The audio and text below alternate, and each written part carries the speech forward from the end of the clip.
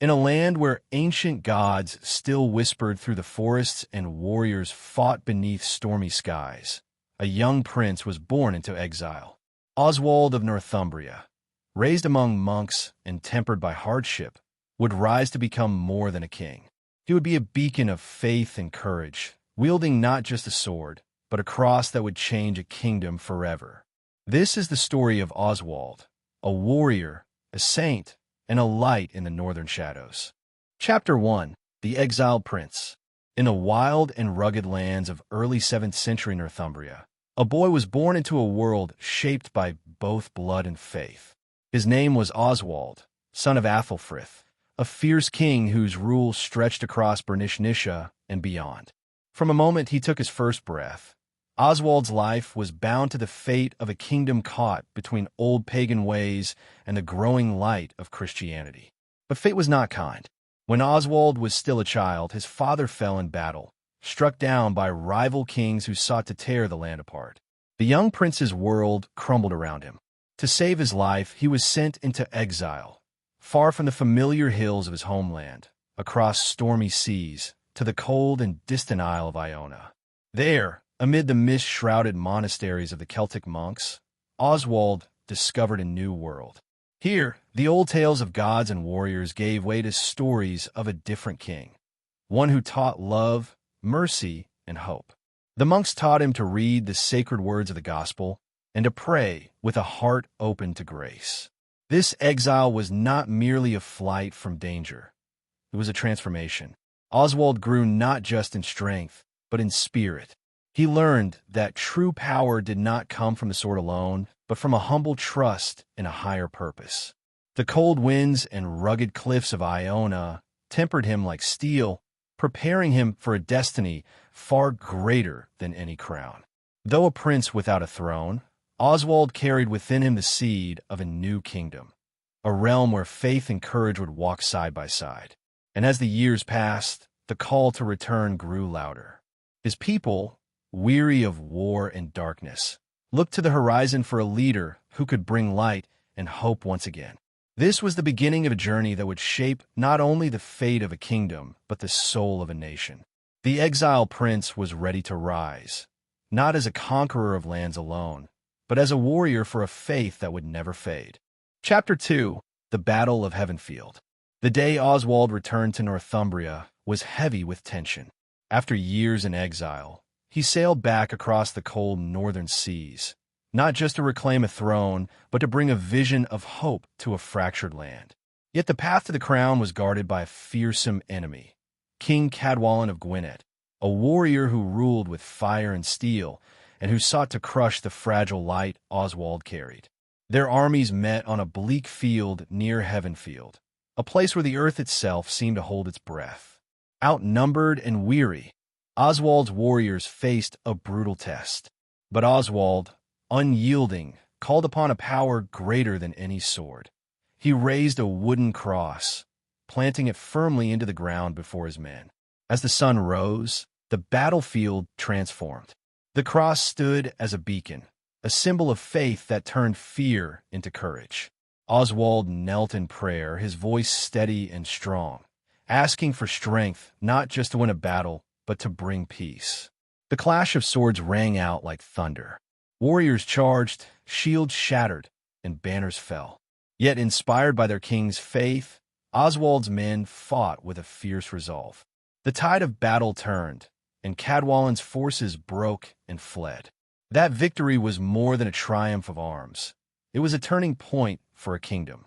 Oswald's faith had lit a fire in the hearts of his people, a flame that no enemy could extinguish. From that day forward, Northumbria would never be the same. But Oswald's fight was far from over. The victory at Heavenfield was just the beginning of a reign that would challenge not only kings and warriors, but the very soul of a nation. Chapter 3. A King of Peace and Light. With the victory at Heavenfield behind him, Oswald ascended the throne of Northumbria, not merely as a warrior king, but as a shepherd to his people. His reign was marked by a unique blend of strength and compassion, where the sword and the cross stood side by side. Oswald's faith was no secret. He made it the foundation of his rule. He called upon missionaries, inviting Saint Aidan and the monks of Lindisfarne to spread the Christian gospel across his kingdom. Together, they built churches and monasteries, turning wild lands into places of prayer and learning. But Oswald's leadership was not limited to grand gestures. Stories spread of the king's humility and kindness, of how he shared his royal feast with the poor and cared deeply for those forgotten by others. It was said that once, when a servant spilled a drink during a meal, Oswald's gentle smile and forgiving heart turned the accident into a lesson of grace. In a time when kings often ruled through fear, Oswald ruled through love. He sought not just to conquer enemies, but to heal divisions among his people. His kingdom began to reflect the light he carried within, a beacon of hope in a dark and troubled world. Yet peace was fragile. Oswald knew that his faith in his crown would be tested again, for the winds of war never ceased in the lands of the north. Still, with prayer as his shield and faith as his sword, Oswald stood ready to defend his people, not just with force, but with the courage of a heart devoted to God.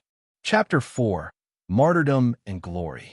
The peace Oswald worked so hard to build was destined to be tested by fire. Across the lands, fierce enemies stirred. Among them was Penda, the pagan king of Mercia, a warrior feared for his relentless campaigns and savage raids. The clash between Oswald and Penda was inevitable, a final storm brewing on the horizon. In the year 642, the two armies met at Maserfield, a battlefield thick with tension and fate. Oswald, though smaller in number, did not waver. He rode into battle carrying the cross he had raised before, a symbol of faith and defiance. The fight was brutal. Swords clashed, arrows flew, and the earth was soaked with the blood of warriors. Amid the chaos, Oswald fought bravely, leading his men with the same courage that had carried him from exile to kingship. But fate dealt a cruel hand. Oswald was struck down, pierced by enemy spears. As he lay dying, the king whispered a prayer, not for victory, but for mercy.